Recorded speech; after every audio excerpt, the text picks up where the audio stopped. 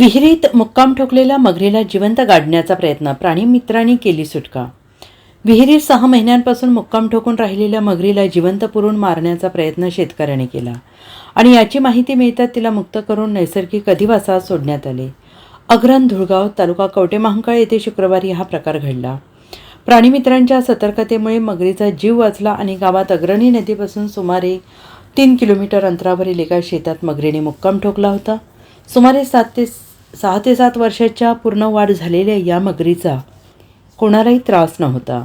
शेतातील विहीरवजा मोठ्या खड्ड्यात ती राहायची. म्हैसाळ सिंचन योजनेतला या कालव्यातून पिल्लू असताना ती अग्रणी नदीत आली असावी असा अंदाज प्राणीमित्रांनी व्यक्त केला आहे. अग्रणीचे पाणी कमी होईल तसे तिने शेजारी विहिरीत स्थलांतर केले. गेल्या 6 महिन्यांपासून ती या विहीरवजा खड्ड्यात राहत होती आणि तिच्या शरीराच्या आकारमानाच्या मानाने विहीर छोटी होती. मात्र अन्यत्र अधिवासासाठी नदी, नाला किंवा विहीर नसल्याने तिने तिथेच मुक्काम केला होता. शेतात राहण्यास कोणी नसले तरी गोठ्यात शेतकऱ्यांची जनावरे होती. शेतकऱ्यांना तसेच शेतमजुरांना मगर नेहमी दिसायची, पण तिने कोणाला त्रास दिला नव्हता. तिला बाहेर काढून अन्यत्र सोडण्याची मागणी या शेतकऱ्याने वनविभागाकडे तसेच प्राणीमित्रांकडे वारंवार केली होती. तिच्या सुटकेसाठी कर्मचारी काही वेळात गेले देखील, मात्र यावेळेस ती विहिरीत आढळली नव्हती. त्रस्त झालेल्या शेतकऱ्यांनी शेवटी विहीर बुजवण्याचा निर्णय घेतला. शुक्रवारी JCB बोलवून विहिरीत माती भरण्याचं काम सुरू केलं. विहीर बुजत लागली तशी मगरीने बाहेर धाव घेण्याचा प्रयत्न केला. मात्र याची माहिती शेतकऱ्याने वनविभाग आणि प्राणीमित्रांना दिली. मग त्यांनी गावात धाव घेतली. मगरीला विहिरीतून बाहेर काढून कासऱ्याने बांधून बैलगाडीतून अन्यत्र नेले. सायंकाळी तिला नैसर्गिक अधिवासात सोडून दिले.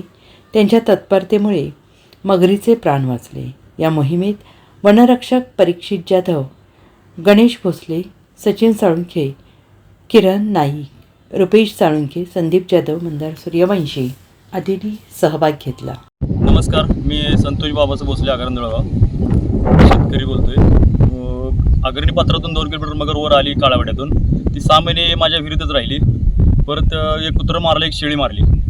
परत मग बैलाच्या मागं लागल्यावर मी राहायला गावात गेलो, मळ्यात राहायला होतो पहिले.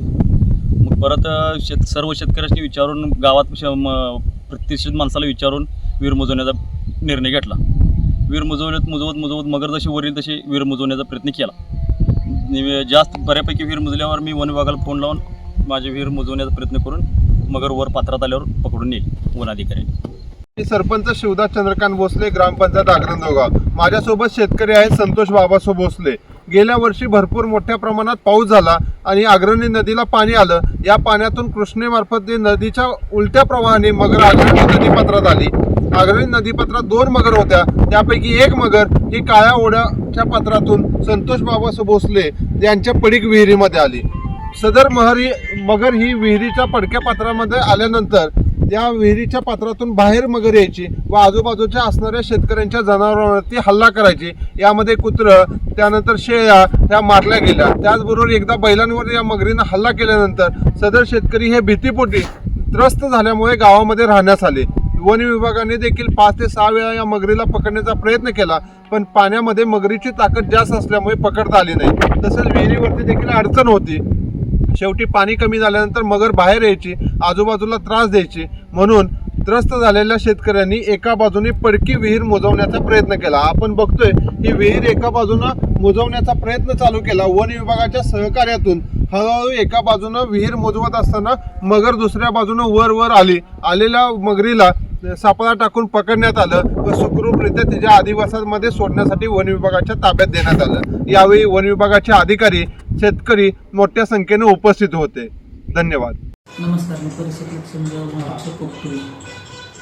दिनांक 30/5/2025 रोजी अग्रण, धुळगावमधून शेतकरी नामदेव भोसले यांनी फोन करून बातमी दिली की त्यांच्या मालकी विहिरीमध्ये मगर असल्याची बातमी दिली. त्यावर त्यांनी म्हणजे ती विहीर पडीक असल्यामुळे वापरात नसल्यामुळे त्यांनी विहीर मुजवत होते. जेव्हा त्यांना त्या विहिरीमधून मगर हलत्याला दिसली किंवा वरती आल्याला दिसली तेव्हा त्यांनी ते काम तात्काळ थांबवून वन विभागाशी संपर्क करून वन विभागाला त्याची कल्पना दिली. त्यावर ते माननीय वनपरिक्षेत्र अधिकारी साहेबांच्या आदेशानुसार जागेवर ते रेस्क्यू टीम घेऊन सदरचे मगर सुरक्षितरित्या रेस्क्यू करण्यात आले व तिला त्याच्या सुरक्षित अधिवासात सोडण्यात आले.